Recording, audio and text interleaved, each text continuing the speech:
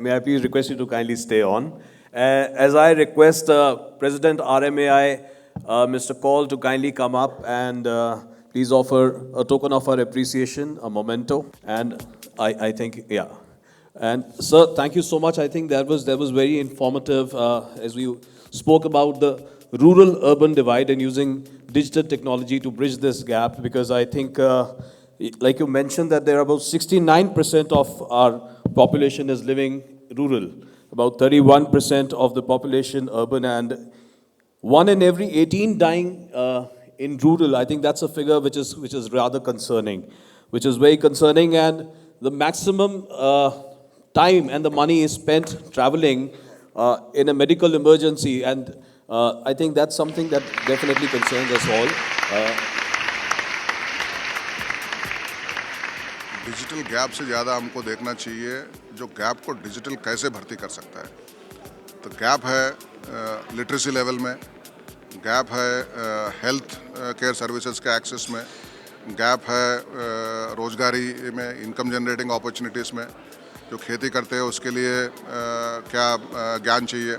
सो इसको डिजिटल कैसे भर्ती कर सकता है उसके बारे में कॉन्फ्रेंस में ऑब्वियसली डिस्कशन हो रहा है और हुआ है एक सेशन में, तो उसके बारे में हमको ज़्यादा सोचना चाहिए।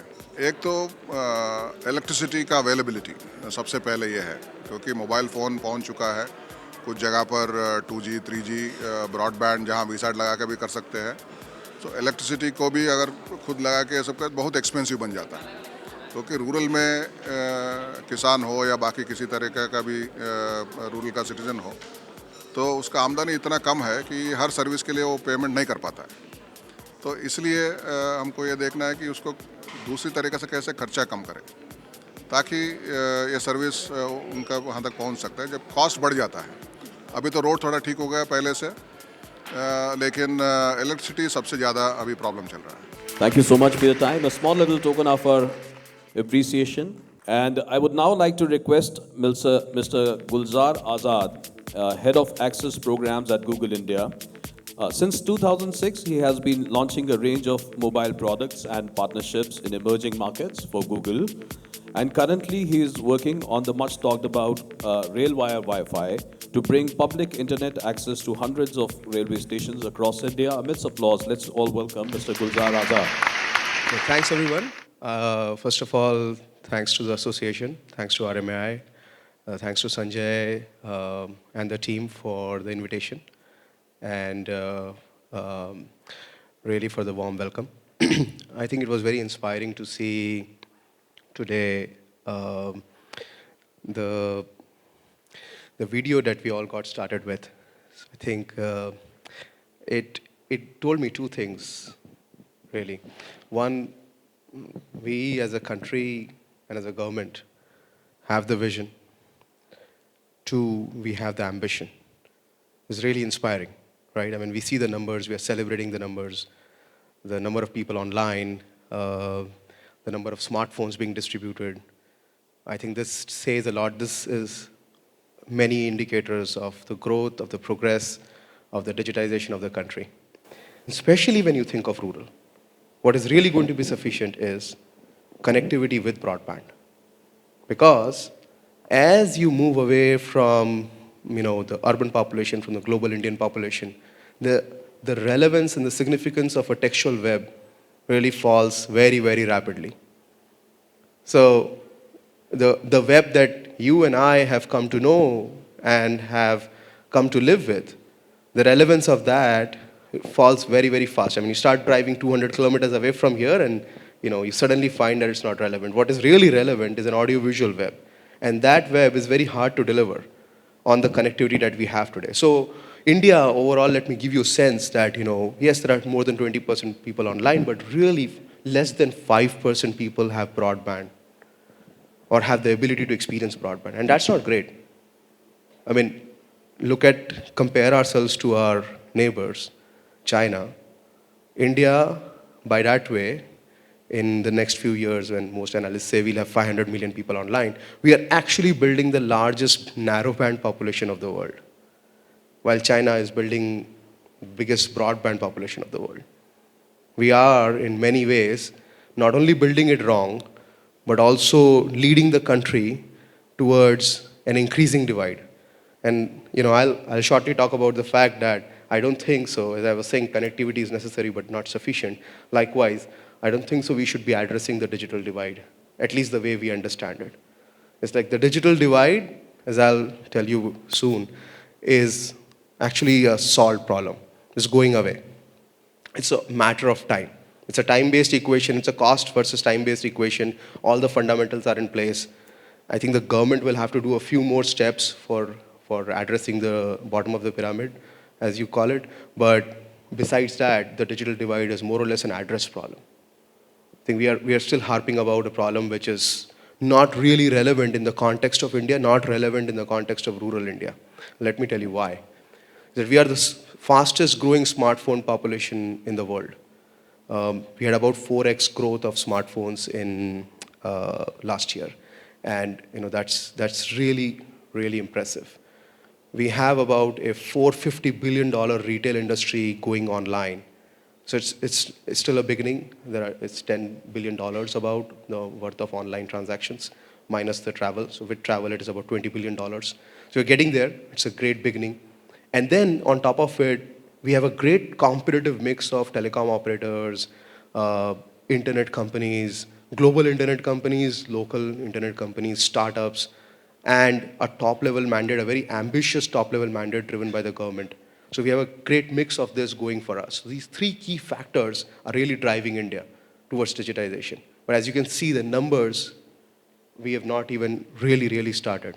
This is how the story of internet developed, but that's now going away.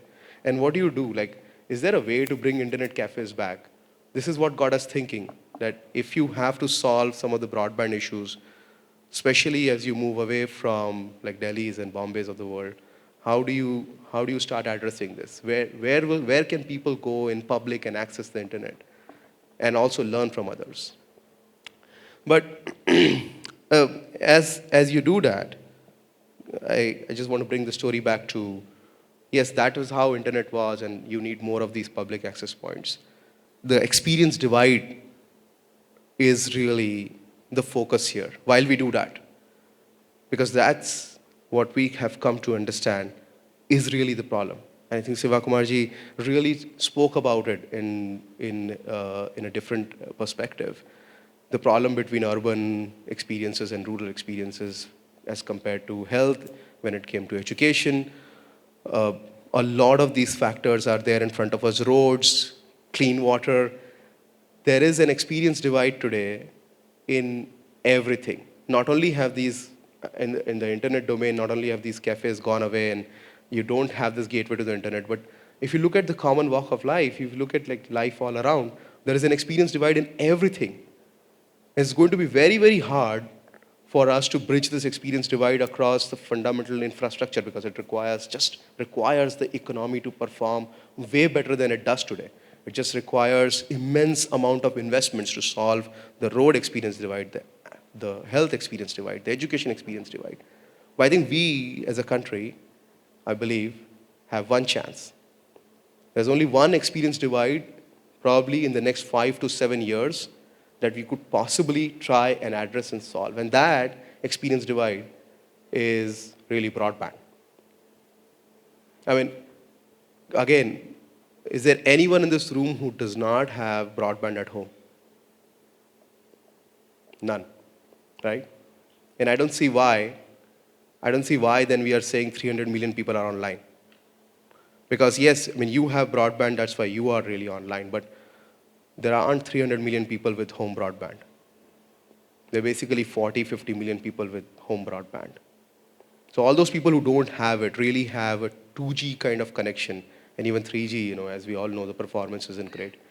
Have that kind of cellular connections on which the consumption is 1/10, 1/20th, or even less of what everybody in this room consumes, and I don't see why would that divide exist. Because don't those people need the same level of education that you get from the internet today? Don't they need the same level, that their kids need the same level of consumption that you have at your home today? They need, right? So really the digital divide is fast going away because the cost of smartphones is coming down. It's really It's really a matter of time now. The access to devices is there. The access to basic plans is there. So if you want to get on the internet and want to create an ID, that's cheap enough, sure.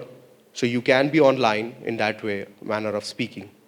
So that is going away. But what is happening as a result is that the experience divide is rapidly, exponentially growing. As you are going towards a 100 GB a month consumption, hundreds and millions of people coming online are more and more averaging around a few hundred MBs per month, if at all. Or maybe even less than that. So you see my point, right? The digital divide is falling down, but the experience divide is growing up. I think it's just a question of now who's going to fulfill that, who's going to answer that question. So with that, I leave you with some thoughts on this. Hopefully, we will all sort of address it all together. Thank you. You know what? If this was not a formal event, I would have said, really? Because 5%, I thought, because it's become so imperative for all of us, and when we were talking about most people using internet for the first time in their lives in a cafe, well, that's me. That's the story of my life as well. And you also said how people learned from, how people left their screens and they saw that this is also possible. Experience, absolutely. So hoping that we can offer the strength, the power of the internet and the experience to more people. Having said that, may I now request Mr. Biswa Chakrabarti, General Manager, Crompton Greaves, to kindly come up and offer a memento to Mr. Gulzar Azad. Amidst applause from the audience, everybody, please.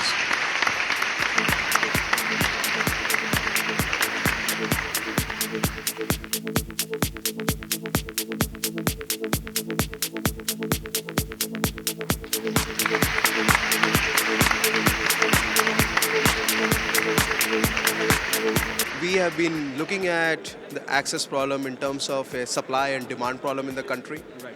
So supply-wise, as most people understand, the spectrum is constrained. There are gaps in the amount of fiber that is available in the country. I think a lot is being done. A number of players are addressing that.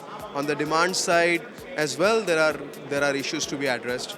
People need to, at the mass level, understand what broadband is, what true full fidelity, full access to the internet means, full access to the web, the way the web was created means.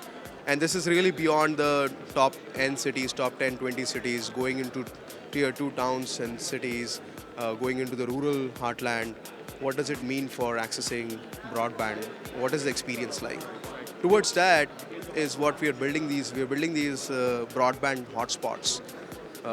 Using the train stations, because train stations, interestingly, are a place where a huge collection of people from all walks of life pass through those places. And the first 100 stations that we are addressing comprise about 10 million people walking every day through them, which is a huge number. And it represents people from all walks of life, from all demographic representations, from all kinds of regions of India, not just the cities, but towns, rural areas, all of it. So I think this is a great place for people to come and learn about the internet. This is also a great place for people to learn about broadband, true quality of broadband. I think it's very important while the country is addressing connectivity as a key problem. One of the points that I raised here today at the RMI conference was that connectivity is necessary condition for digitization of the country, but it's not sufficient. Connectivity with high quality, high speed broadband is really what you need for making the environment, the ecosystem sufficient for digitization.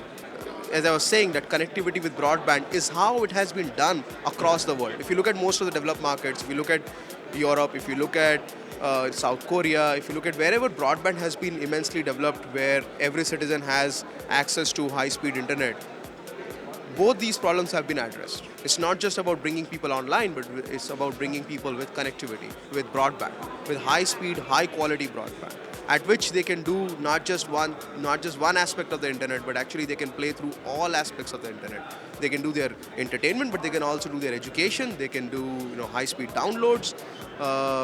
They can access medical facilities on the internet.